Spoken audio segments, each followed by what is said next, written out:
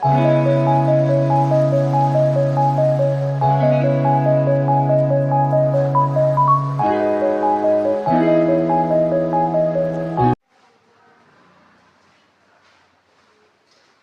To my channel YS study hub.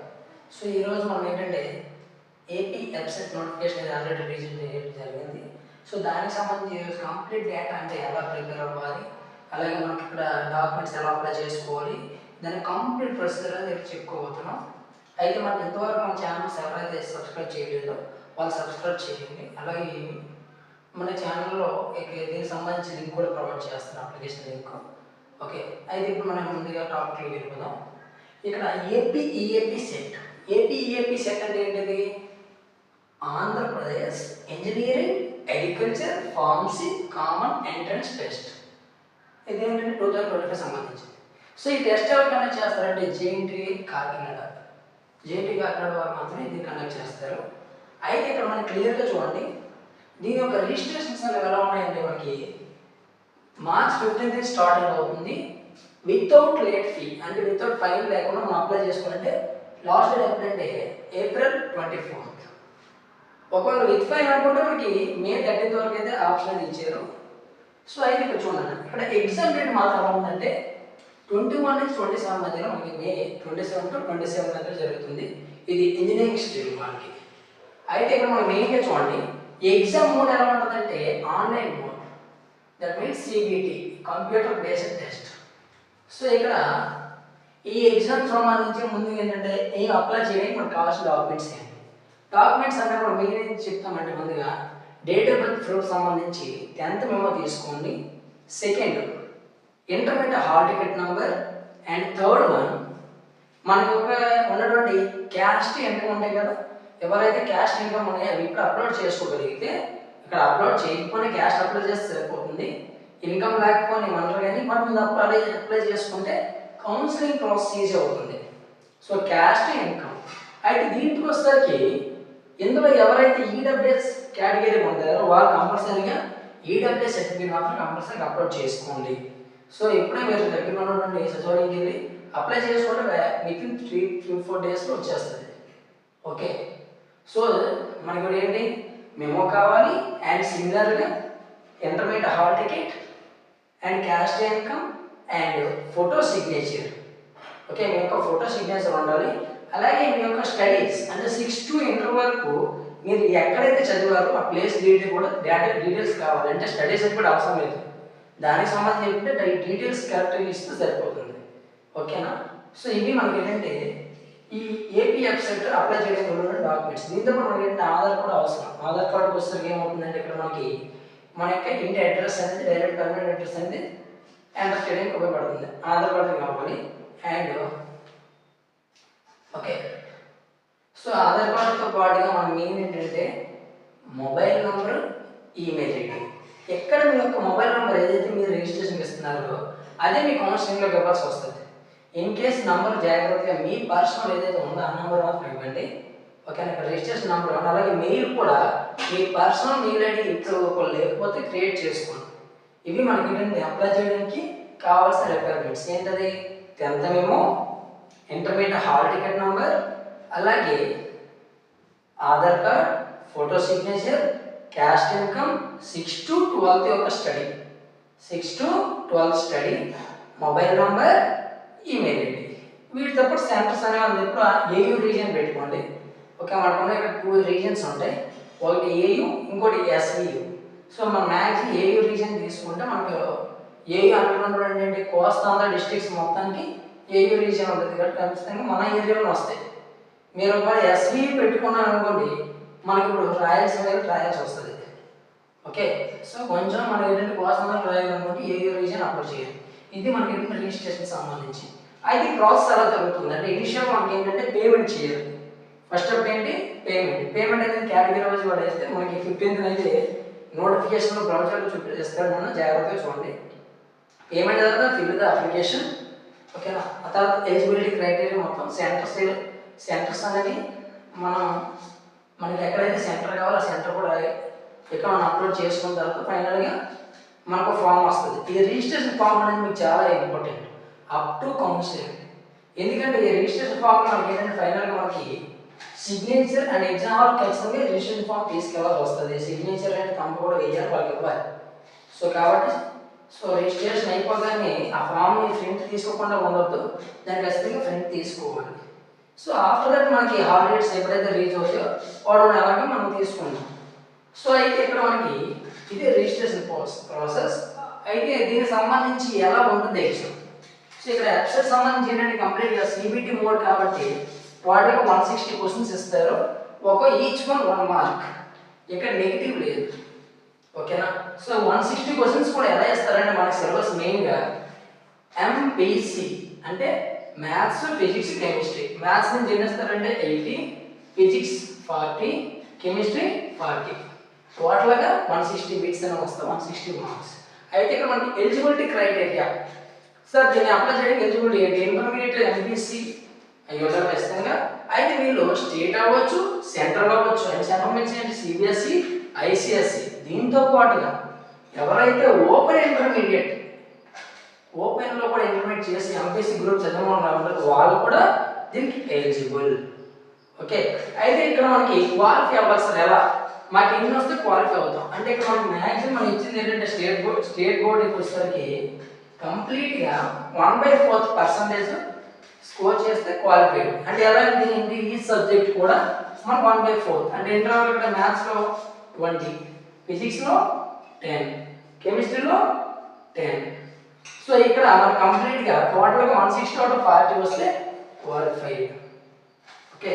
అయితే ఇక్కడ సంబంధించి మెయిన్ మ్యాక్సిమం మనకు ఉన్నది ఇప్పుడు ఏంటంటే మనకి 15 days స్టార్ట్ చేస్తే కంప్లీట్గా మనకి 60 days ఉంది మన ఎగ్జామ్కి వెళ్ళడానికి. ఎగ్జామ్ 60 days ఇలా మనం ఎలా చదవాలి, ఏం చేయాలని క్లియర్గా చూడాలి. ముందుగా ఈ 160 మార్క్స్ ఉన్న ఎగ్జామ్ సంబంధించి ముందుగా ఏం చేయాలంటే ఫస్ట్ ఆఫ్ ఆల్ అనలైజ్ చేయాలి. ఫస్ట్ స్టెప్ ఏంటి? అనలైజ్ మీనింగ్ ఏంటంటే మనకి ఏ టాపిక్స్ నుంచి ఎక్కువ స్కోర్ వస్తుంది, ఏ టాపిక్స్ నుంచి లెస్ దెన్ స్కోర్. కొన్ని టాపిక్స్ అనేవి 1 మార్క్ వచ్చినవి అయితే మనం just normalisation okay. But 2, 3, 4 marks అనేవి ఒక కాన్సెప్ట్ నుంచి వస్తుంది. వాటిని ఏం చేయాలి? మనం పర్ఫెక్ట్గా సాల్వ్ చేయాలి. సో కాబట్టి మనకు వచ్చిందని ముందుగా పేపర్ అనలైజ్ చేయాలి. ఏంటంటే ప్రీవియస్ ఇయర్ క్వశ్చన్స్ ఉన్నటువంటి ఆ పేపర్ అనలైజ్ బేస్ చేసుకొని మనం నెక్స్ట్ ప్రిపరేషన్ స్టార్ట్ చేయాలి. ఇది ఫస్ట్ థింగ్. సెకండ్ ఏంటంటే కంప్లీట్ కాన్సెప్ట్. సో ఎక్కడ మనం ఆబ్జెక్టివ్ అనగానే ఇప్పుడు బై హార్ట్ చేయడానికి ఏం లేదన్న, మనకి కంప్లీట్గా కాన్సెప్ట్ అనేది నేర్చుకోవాలి. కాన్సెప్ట్ అంటే ఆ మోడల్లో ఏ ప్రాబ్లమ్స్ సాల్వ్ చేయగలిగాలి. అందులో కాన్సెప్ట్ బేసెస్లో మెయిన్ ఏంటంటే ఫిజిక్స్లో కంపల్సరీ కాన్సెప్ట్ వస్తే ప్రాబ్లమ్ సాల్వ్ చేస్తాం. సో క్లియర్గా చూసుకొని కాన్సెప్ట్ నేర్చుకోవాలి. అండ్ నెక్స్ట్ ఏం చేస్తామంటే ప్రాక్టీస్ మీన్స్ ఏంటంటే ఓన్లీ హార్డ్ వర్క్ చేయాలి. హార్డ్ వర్క్ అనగానే బుక్స్ని అంటే సింపుల్గా చెప్పాలంటే మన ఎంసెట్ చదువుతాం అంటే కంప్లీట్గా 100% స్కోర్ చేయాలి అనే ఎయిమ్తో నువ్వు దాంట్లో హార్డ్ వర్క్ చేసి ప్రయత్నించామనుకోండి వాడు మనం ఈజీగా 80% స్కోర్ చేయొచ్చు. అంటే ద బెస్ట్ ర్యాంక్ అనేది ఆటోమేటిక్గా వస్తుంది.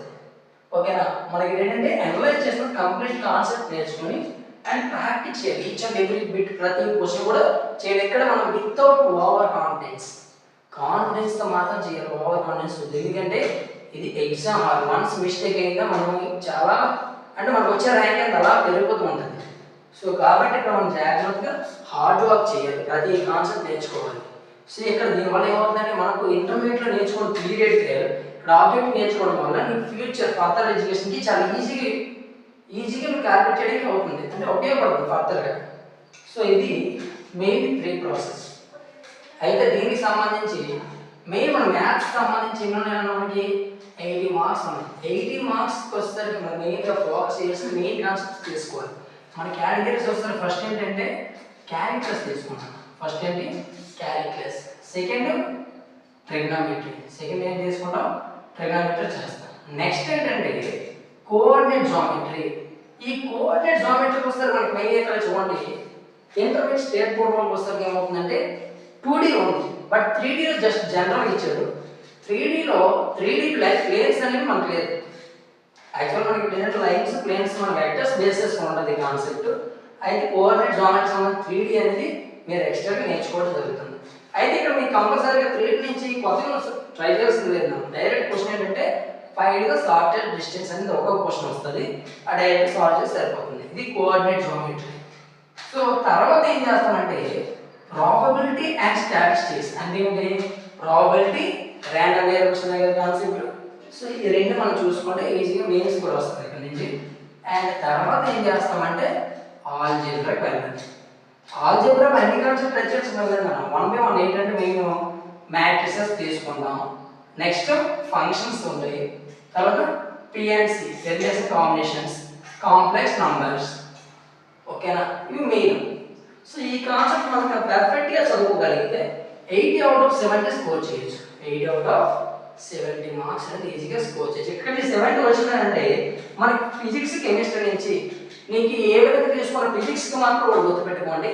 ఫిజిక్స్కి అయితే మీ కాన్సెప్ట్ బేస్డ్ క్వశ్చన్స్ అయితే వస్తాయి, ఏ క్వశ్చన్ కూడా రిపీట్ అవ్వదు. ఖచ్చితంగా మీరు కాన్సెప్ట్ నేర్చుకొని ప్రాబ్లమ్ సాల్వ్ చేయాలి.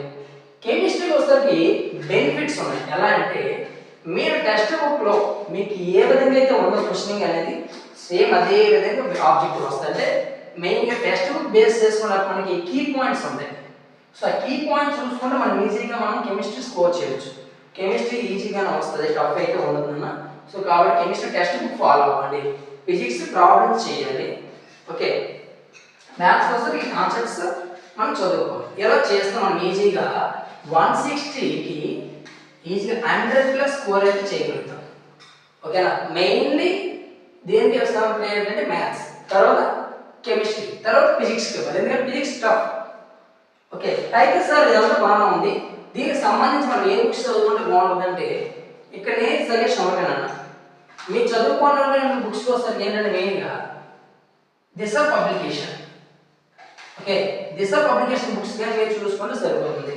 ఇక్కడ అరిహాంట్ ఉంది అండ్ దిశ ఉంది. దిశ చూసుకున్నాను అనుకోండి మనకి కాన్సెప్ట్ బేస్డ్ ఏవైతే కొన్ని క్వశ్చన్స్ ఉన్నాయో ప్రీవియస్ ఇయర్ క్వశ్చన్స్ సేమ్ అవే మోడల్ వస్తాయి. సో కాబట్టి మీరు ఏం చేస్తారు, దిశ పబ్లికేషన్ బుక్ అయితే రెఫర్ చేసుకుంటే బాగుంటుంది. The best book for AP set, okay. ఇది ఏపీ వాళ్ళకి తెలంగాణకి ఇద్దరికి ఒకేలా ఉంటుంది. అయితే ఇక్కడ మనకి ఎగ్జామ్ పాయింట్ ఆఫ్ వ్యూలో ఎలా ప్రిపేర్ అవ్వాలి, ఎగ్జామ్ పాయింట్ ఆఫ్ వ్యూ ఏంటి, మనకి 21 స్టార్ట్ అవుతుంది, 27 ఎండ్ అవుతుంది. సో ఇక్కడ మనకి ఏంటంటే ఇంతకు ముందు 160 బిట్స్ సంబంధించి కొన్ని కాన్సెప్ట్స్ కవర్ చేసేవాడు, కానీ ఇక్కడ అలా కాదు. ఇప్పుడు ఏంటంటే టోటల్ కంప్లీట్ టెక్స్ట్ బుక్ కూడా కవర్ అవుతుంది. సో దీనికి సంబంధించి ఫస్ట్ ప్లాన్ ఏంటంటే సిలబస్ తీసుకోవాలి. ఫస్ట్ స్టెప్ ఏంటి, సిలబస్.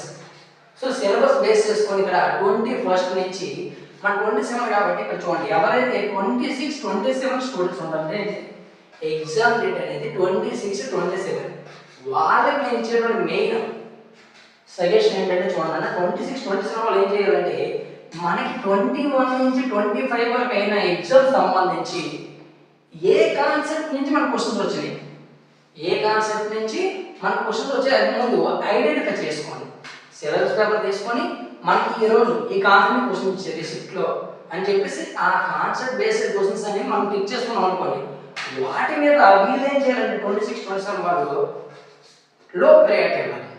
అక్కడ ఏవైతే కవర్ అవ్వలేదో మన క్వశ్చన్స్ అనేవి, సో ఆ కాన్సెప్ట్స్ మనం తీసుకుంటే ఈజీగా more than 120 score, more than 120 అంటే 120+ స్కోర్ అనేది మీరు సాధిస్తారు. 26, 27 కూడా బెనిఫిట్ ఉంది. మనకి ఇచ్చిన డేటాబేస్ సంబంధించి వాడిచ్చిన ఇంటర్సెషన్ క్వశ్చన్స్ అనేవి కంప్లీట్గా ఎన్ని అయిపోతే ఏమవుతాయంటే మనకు రిపీట్ అవుతాయి. సో 27 వరకు ఒక లక్కీ ఛాన్స్ ఏంటంటే సమ్ టైమ్స్ ప్రతిసారి అయితే కాదు, 27 ఎవరైతే ఎగ్జామ్ రాస్తారో వాళ్ళకైతే ఖచ్చితంగా మినిమం 10% క్వశ్చన్స్ అనేవి రిపీట్ అయితే ఉంటాయి, ఓకేనా. సో కాబట్టి 26, 27 మనం ఏం చేస్తారంటే మీరు అనలైజ్ చేయండి, ఏవైతే ఇంకా మనకి ఎంటర్ అవ్వలేదు క్వశ్చన్స్, ఏ టాపిక్స్ నుంచి అయితే మన క్వశ్చన్ ఎంటర్ అవ్వలేదో ఆ టాపిక్స్ మెయిన్గా ప్రయారిటీ ఆర్డర్ తీసుకోండి. ఇది మనకి ఏంటంటే ఎవరైతే ఎగ్జామ్ రాసేటప్పుడు తీసుకోవాల్సినటువంటి కొన్ని సజెషన్స్, ఓకేనా. సో ఇది మనకి ఏంటంటే ఎంసెట్. ఈ ఎంసెట్ సంబంధించి మనకి టోటల్గా స్టేట్ మొత్తం మీద 3 lakh మెంబర్స్ ఉంటారు. సో 3 lakhsలో మ్యాక్సిమం 100+ స్కోర్ చేసామంటే ఈజీగా మనకి 1000 లోపు ర్యాంక్ అయితే వస్తుంది, ఓకే. సో దీనికి సంబంధించి మీరు 60 days ఉంది, ఈ 60 days కూడా పర్ఫెక్ట్ ప్లానింగ్తో చదవండి, ఓకే. దీని మీద మీకు ఏమైనా డౌట్స్ ఉన్నా సరే కామెంట్ చేయండి. దీనికి సంబంధించిన లింక్ అనేది నేను డిస్క్రిప్షన్లో అప్లోడ్ చేస్తాను. సో సో ఇప్పుడు మనకి ఈఎంపీ సెట్ సంబంధించి రిజిస్ట్రేషన్ వచ్చేసరికి 15th స్టార్ట్ అవుతుంది. సో ప్రతి ఒక్కరు కూడా ముందుగానే అప్లై చేసుకోండి. ముందుగా అప్లై చేసుకుంటే మన రీజియన్లోనే నీకు సెంటర్ వస్తుంది. అంటే మన ఏదైతే డిస్ట్రిక్ట్ అనుకుంటావో ఆ డిస్ట్రిక్ట్లో మాత్రం వస్తుంది. ఇన్ కేస్ నువ్వు 24th 23rd అప్లై చేసుకున్నావు అనుకో, నీకు ఇన్ కేస్ ఏమాత్రం అక్కడ ఏమైనా అప్లికేషన్స్ మోర్ దెన్ ఫిల్అప్ అయిపోతే నీకు సెంటర్ అనేది ఏ రీజియన్ కాకుండా ఎస్సీ రీజియన్కి వెళ్ళాల్సి వస్తుంది. సో చాలా స్టూడెంట్స్ లాస్ట్ ఇయర్ అయితే ఆ ప్రాబ్లం ఫేస్ చేశారు. ఈ సంవత్సరం మీరు అటువంటి మిస్టేక్ ఏం చేయొద్దు. అందరూ కూడా మ్యాక్సిమం మనకి ఈ మార్చి మంత్ లోపే అప్లై చేసుకోండి. ఓకే, సో ఇది ఎంత వేగంగా అప్లై చేసుకుంటే అంత బెటర్. సో దీనికి సంబంధించి ఎగ్జామ్ డేట్ చూసుకొని 21 to 27, 26, 27 అన్నవారు మాత్రం ఈ విధంగా కొన్ని అనాలిసిస్ చేసి చదవండి. మీ ఇక్కడ మెయిన్ బుక్ ఏంటంటే దిశ పబ్లికేషన్ బుక్స్ తీసుకుంటే సరిపోతుంది. ఓకే, సో ఇప్పుడు వీడియో కానీ మీకు నచ్చినట్లయితే మీ ఫ్రెండ్స్కి గట్రా షేర్ చేయండి. మీకు ఎటువంటి డౌట్స్ ఉన్నా సరే కామెంట్ చేయండి. Thank you.